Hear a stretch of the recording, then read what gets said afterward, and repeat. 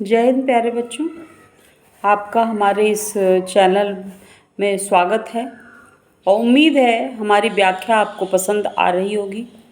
और अब हम आपको लिए चलते हैं पतंग नामक कविता, जिसको कि आलोक धनवा जी ने रचा है, इसकी रचना की है। और इसमें छोटे बच्चों के भावों को पतंग से जोड़ते हुए किस प्रकार उन्होंने मानव हृदय की चेतना को, साहस, आत्मविश्वास को प्रस्तुत किया है, उत्साह और उल्लास को प्रस्तुत किया है। और बहुत ही सुंदर है और बहुत ही अपने जीवन में लाने की, व्यवहार में लाने की उम्मीद की जा सकती है। आप लोग भी बच्चे हैं, आप लोग भी इसका रसास्वादन अवश्य करें। तो आगे की पंक्तियों में आलोक धनवा जी क्या कहना चाहते हैं? छतों जन्म से ही वे अपने साथ लाते हैं कपास। छोटे बच्चे जो होते हैं वो उनका शरीर अत्यंत मृदुल और कोमल होता है, मन भी उतना ही कोमल होता है। पृथ्वी घूमती हुई आती है उनके बेचैन पैरों के पास। पतंगों को लूटने के लिए वो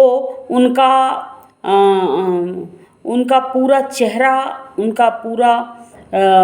उनकी पूरी दृष्टि आकाश की तरफ होती है और वे लेकिन नीचे वो दौड़ते हुए नजर आते हैं। ध्यान पतंग पर है, लेकिन उनके बहुत ही कोमल पैर चारों तरफ दौड़ते हुए नजर आते हैं। छतों पर वो अपने पतंग की डोर को पकड़े हुए चारों तरफ घूमते हुए ऐसे प्रतीत हो रहे हैं जैसे लगता है पूरी पृथ्वी का उन्होंने परिभ्रमण कर लिया है। जब वे दौड़ते हैं बेसुध, छतों को भी नरम बनाते हुए, उनके कोमल कदमों की जो छाप है वह छत के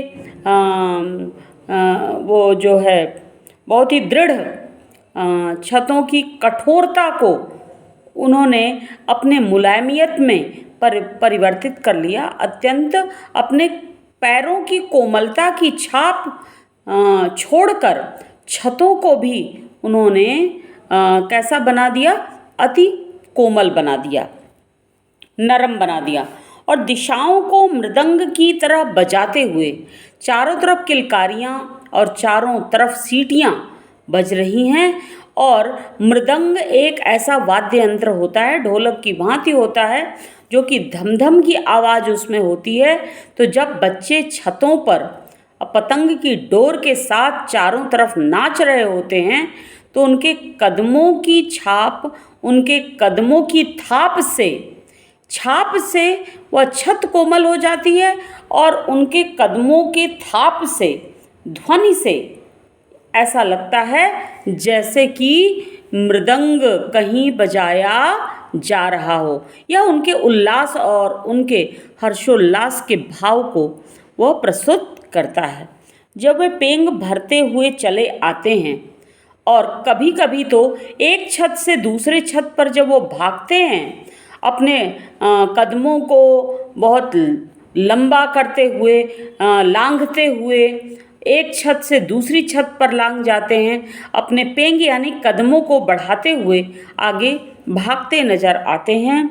और ऐसा लगता है कि उनके शरीर में दृढ़ता नहीं है, उनके शरीर में कोमलता होने के साथ साथ ऐसा प्रतीत होता है जैसे कि डाल की तरह लचीले वेग से अक्सर अपने शरीर को पेड़ की डाली की भांति उन्होंने लचीला बनाया हुआ है और एक छत से दूसरे छत पर भागते हुए ऐसा प्रतीत हो रहा है एक डाली से दूसरी डाली तक वो पेंग बढ़ाकर वो बंदरों की तरह भाग रहे हैं।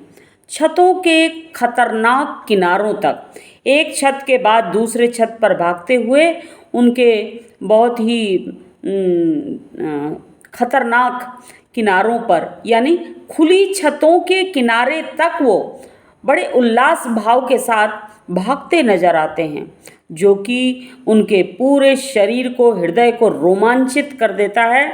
उस समय गिरने से बचाता है उन्हें सिर्फ उनके ही रोमांचित शरीर का संगीत।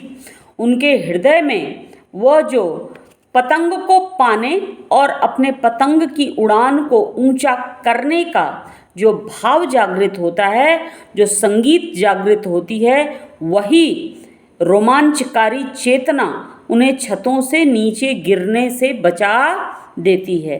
पतंगों की धड़कती ऊंचाइयां उन्हें थाम लेती हैं और पतंग जो है वो फड़फड़ करते हुए आगे जब बढ़ता जाता है और जितनी ऊंचाई पर जा सके वो अपने आप को बहुत ही गौरवान्वित महसूस करते हैं। तो वो जो पतंगों की डोर है, पतंगों की जो उड़ान की जो आवाज़ है, उनकी धड़कती ज़िंदगी, इसमें प्रकृति का मानवीकरण किया गया है। वो ऊंचाइयाँ इन्हें थाम लेती हैं, यानी कि इनको साहस और आगे बढ़ने की चेतना प्रदान करती हैं।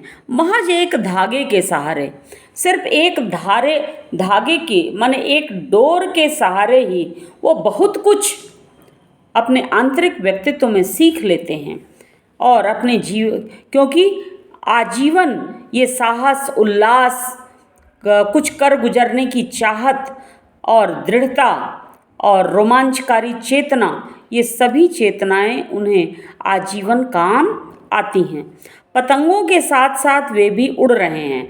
ऐसा प्रतीत होता है कि बच्चे भी पतंगों के साथ अपने आप को उन्नतिशील बनाने की चेष्टा कर रहे हैं, अपने जीवन की उड़ान को भरते हुए दिखाई पड़ रहे हैं अपने रंध्रों के सहारे। रंध्र उन्हें कहते हैं जिनको हम रक्त प्रवाहिनी नलिका कहते हैं। जब व्यक्ति किसी कठिन परिस्थिति में होता है या बहुत ही महत्वपूर्ण कार्य को कर रहा होता है, ऐसी अवस्था में हमारे रंध्रों में यानी हमारी रक्त वाहिनी नलिकाओं में यानी कि हमारी धमनियों में जो तीव्र गति से रक्त प्रवाहित होता है, वो रक्त का प्रवाह उसे बहुत ही उन्नतिशील बना देता है। माने भाषा बड़ी सरल, लेकिन उसके साथ साथ उसके अंदर का भाव बहुत ही महत्वपूर्ण है। केवल बच्चों के लिए नहीं है, ये हम सभी के लिए है। आगे कवि का यह मानना है, अगर वे कभी गिरते हैं छतों के खतरनाक किनारों से और बच जाते हैं, तब तो और भी निडर होकर सुनहले सूरज के सामने आते हैं। कभी कभी मकर संक्रांति के अवसर पर आप लोगों ने भी देखा होगा कि बहुत सारे चारों तरफ पूरा आकाश लाल, पीला, हरा, नीला रंग का दिखाई देता है पतंगों के कारण, और कुछ बच्चे पतंगों को उड़ाने में इतने निमग्न हो जाते हैं कि खुली छतों के किनारे तक पहुंचकर कभी कभी कोई दुर्घटना भी हो जाती है, वो नीचे गिर जाते हैं। लेकिन जब वो बच जाते हैं, ऐसी अवस्था में उनके अंदर आत्मविश्वास की चेतना जागृत होती है, साहस का भाव जागृत होता है और वे निडर होकर निर्भीक भाव से फिर से सुनहले सूरज के पास के समीप कहने का मतलब वो जाड़े की गुनगुनी धूप का आनंद लेते हुए पतंग पुनः उड़ाने लगते हैं। पृथ्वी और भी तेज घूमती हुई आती है उनके बेचैन पैरों के पास। उनके अंदर इतना तगड़ा आत्मविश्वास भर जाता है, इतना बेशुमार आत्मविश्वास की प्रतीति होने लगती है कि उनके दौड़ में और तीव्रता आ जाती है, यानी तीव्रगामी दौड़ से वह अपने पतंग की डोर को पकड़ लेते हैं।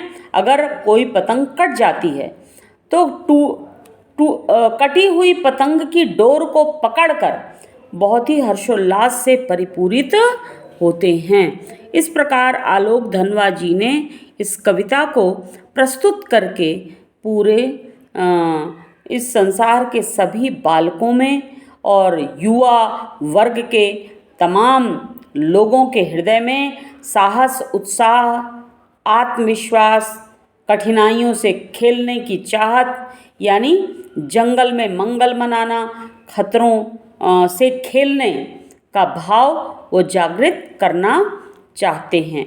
और इन्हीं भावों का संदेश उन्होंने अपनी इस कविता के माध्यम से दिया है।